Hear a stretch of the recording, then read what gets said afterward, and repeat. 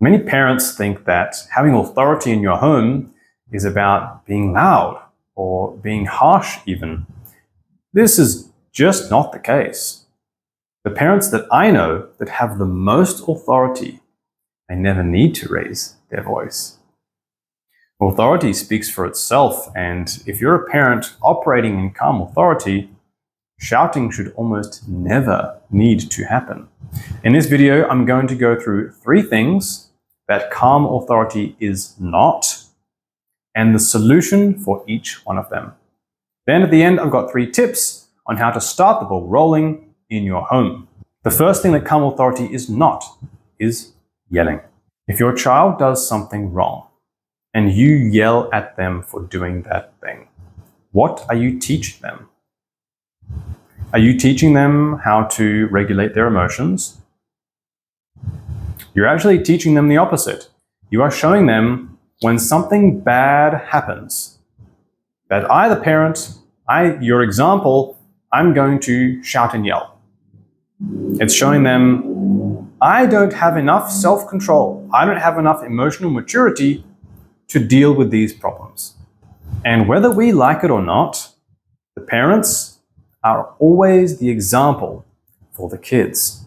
They're always watching us. They're always listening to us. And they want to see how we react. Of course, we want our kids to grow up and be mature. We want them to be able to deal with the situation and not have to raise their voice or yell or scream at people to get things done. If we don't show them how to function as an adult, regulating their own emotions, and then we require that of them, we are a hypocrite. We cannot require them to control their emotions if we don't do it first. Always the example. So what is the solution?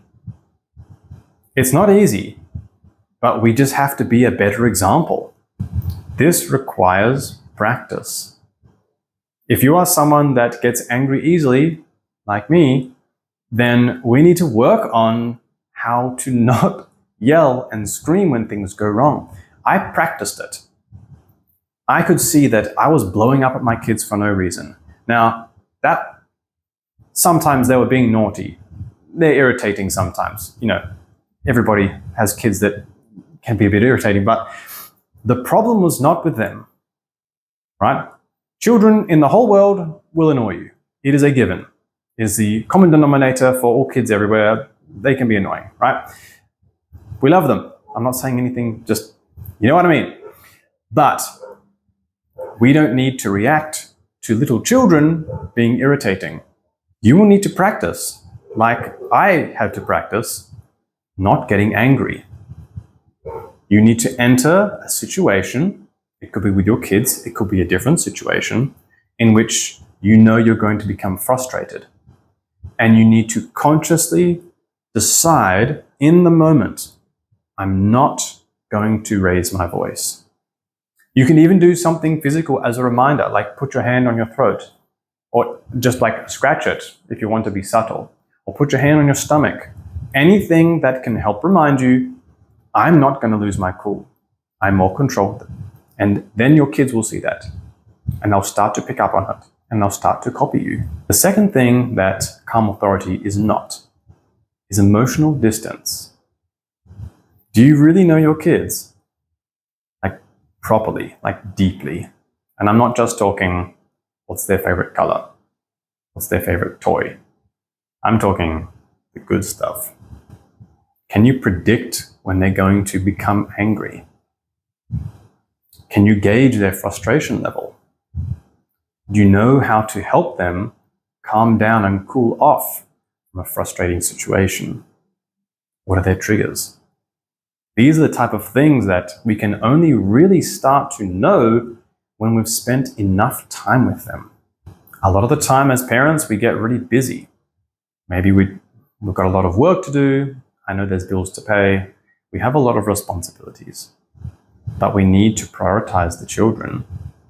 If we are not spending enough quality time with them, we can't know them properly. We can't be at that level where we can almost feel what's going on. and we can see what's going on behind the kids' anger, behind their outburst or their tantrum. And it's not up to you whether they feel like they know you or not, and you know them. It's them. It's their judgment call. If your kids don't feel like you know them, that's on you. You need to put in more time, more effort. We really need to know our kids back to front. Then we can really make some progress in our parenting. So what is the solution? We just need to get to know them. Now, this is not about quality or quantity. It is both. We need to spend lots of quality time with our kids. And really, there is no excuse. If I'm a parent of my child, I brought them into this world, they're in my home, I'm responsible, I need to know them. That's my job. And if I'm not doing it, I need to change other things, less important things. I need to make adjustments in my life so that I can spend some good quality time with the kids.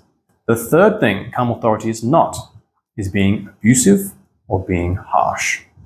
When there is a lack of leadership from the parents, they can become very frustrated. And this can lead to anger and, unfortunately, abuse. This is completely unacceptable.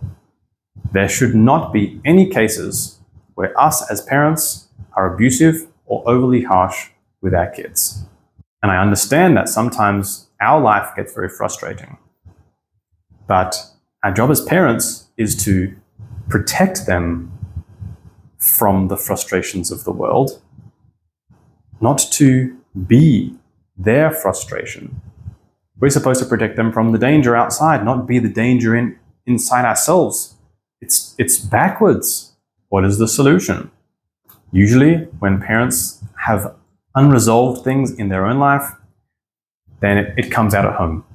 It's when we're comfortable, and it seems to, unfortunately, spill over onto our kids. So there's two things that parents need to do simultaneously to tackle this. The first thing is look at your own life. Look at areas that are really frustrating you, and obviously try and reduce them. If work is really stressing you out, maybe chat to your boss. Maybe get a new job. If going to the gym is just taking up too much of your time, maybe take a break. Do your push-ups at home. Do some squats in your bedroom. And the second thing parents need to do is realize that the kids didn't ask to have you as a parent. They didn't get the choice. You need to be the one that becomes the parent they deserve. You have the opportunity to create a beautiful home where they can grow and flourish and become the young man, the young woman that you always know they will be. So, 3 quick tips. Just some quick things to help get your home going in the right direction. Number 1, create some predictable leadership. When your children know what's coming, it's much easier for them to handle life. If they know that, dad's like this, mum's like this, we're going to do this at home, we always do this. When things are predictable, they feel safe. They want a schedule. They want to know what's coming. They want to know Saturday's movie night. They want to know, Wednesday afternoon we go for a walk to the park together. They want this predictability. They want your leadership. So take some initiative, create some family things to do, and write it down. Just start. And don't just start out of nowhere. Talk to them. Say, hey, we're going to do this on Wednesdays. We're going to do this on Saturdays. It's going to be great. Tell them. Be clear in your communication. And then just go for it. Second little tip, don't talk so much. I know I just said communicate with them. It seems bad. But don't over-explain is what I'm saying. Communication is very good. Communication needs to be clear. But don't overdo it. Just say a few words. Hey, Wednesdays we're going to do this. It's going to be great. Very clear, very precise, very kind, easy. The third tip, just have some clear outcomes. With everything that you do, be very clear on what will happen and what will not happen. If you do X, the consequence of that will be Y. In life, we have consequences. If we don't pay the bill, maybe the power gets shut off. If we don't pay our internet, we lose the Wi-Fi. They need to learn that in life, there is something that we do, and that will have a positive or negative consequence. Start instilling that into them. So start with a few small things. Look at a couple things that they do that's very frustrating or it's really disruptive in the family home.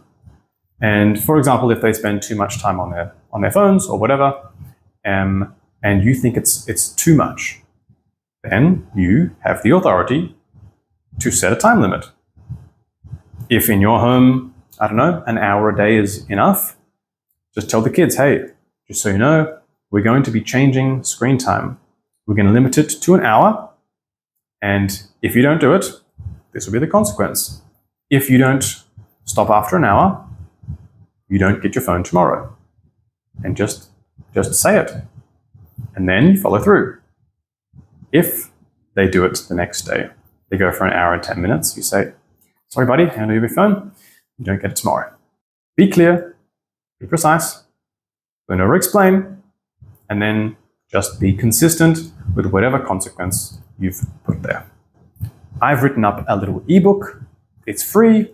You can download it. It's in the description. I'll see you in the next video.